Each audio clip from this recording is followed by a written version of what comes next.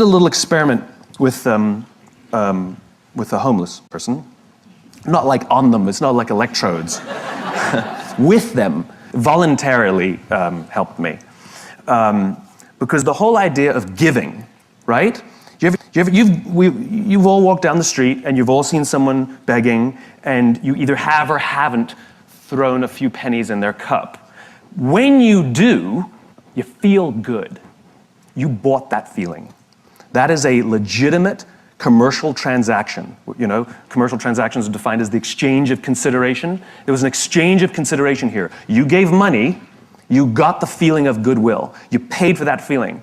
If you didn't give money, you either feel nothing or you feel bad. You can't feel good by not giving. All right? You paid for that feeling. So now the question is, how is that person encouraging us to give? The joke is, they act like every corporation in the world. They talk about themselves. Me, me, me, me, me, me, me, right? Like they sit there with their little outdoor advertising, little sign, right? And it says, I'm homeless, I'm hungry, I got 12 kids, I'm a veteran, God bless. They got it all in there. Trying to appeal to somebody, the religious vote, the veteran vote, you know, the child sympathizer. Surround yourself with lots of pets, go for that one too, right? All in an attempt to get something from someone. Takers, not givers, right? All about me. Well, what do corporations do? We've added more RAM, we've added more ROM, we've added more speed. This one's number one. We're the biggest, we're the best. We've been around since 1969. We're better than them, we're faster than them. We're more efficient than that one. Me, me, me, me, me, me, me, me, me, me. And so even if we buy their product, guess what? We don't really feel much. So I did this little experiment. I found a nice homeless lady on the streets of New York who's willing to help out. And I learned that with her sign, which was pretty typical, I'm homeless, I'm hungry, blah, blah, blah, she makes between $20 and $30 a day for her day's worth of work, 8 to 10 hours of sitting there selling goodwill. 8 to 10 hours, she'll make $20 to $30. $30 is considered a good day. I changed her sign, and the new sign made her $40 in 2 hours. And then she left. It's one of the reasons she's homeless is because she's decided that she only needs $20 to $30 a day to live. If she stayed, she would have made $150. The point is she made $40 in 2 hours. What did the sign say? The sign said, if you only give once a month, please think of me next time. It has nothing to do with the taker. It has everything to do with the giver. And what are the objections people give when they don't give? I can't give to everyone. How do I know that they really need it? And so I addressed both those concerns. I know you can't give to everyone. So if you only give once a month, my cause is legitimate.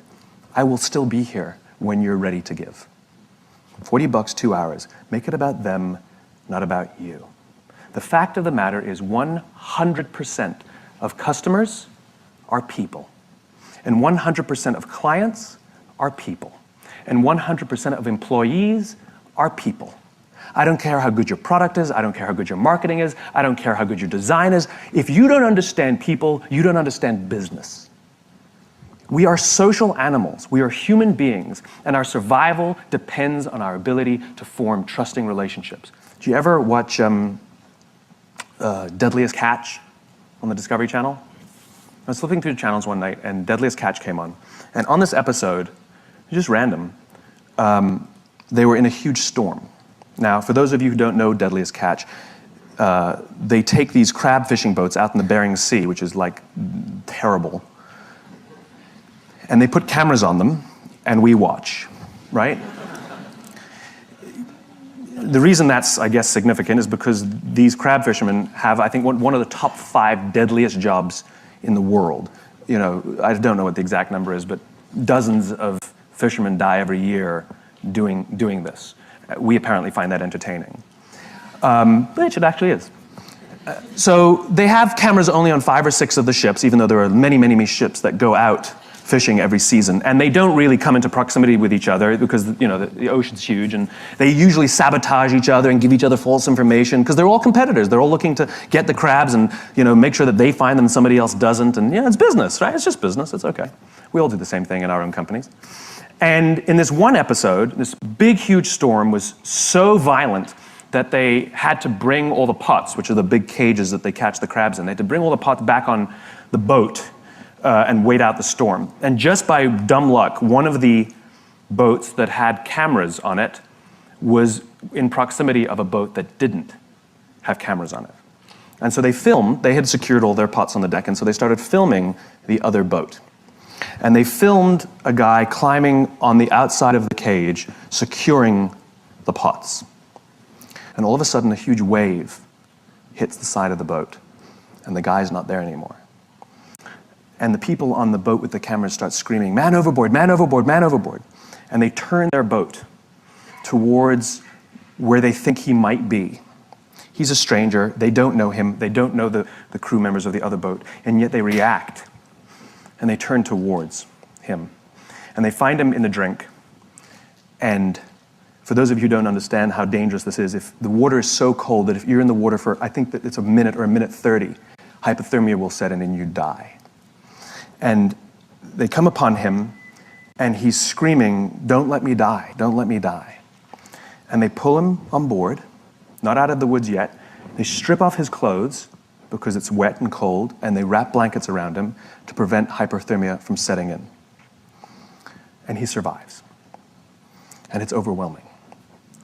And the captain comes down, and this is all on, I mean, you can go watch it on TV.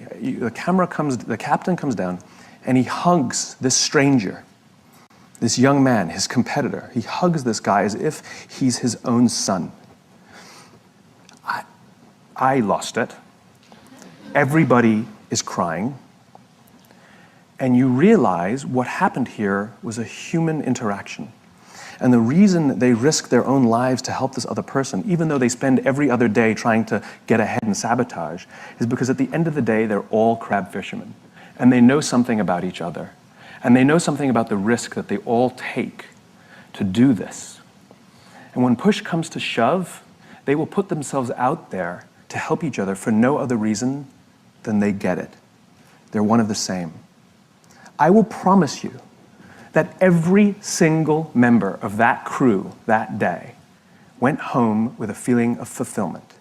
I promise you that every single person on that crew that day felt more good in their hearts and in their jobs than the richest days that they've ever pulled in. My question is what are you doing to help the person next to you? Don't you want to wake up and go to work for the only reason that you can do something good for someone else? Wouldn't you want them to do that for you?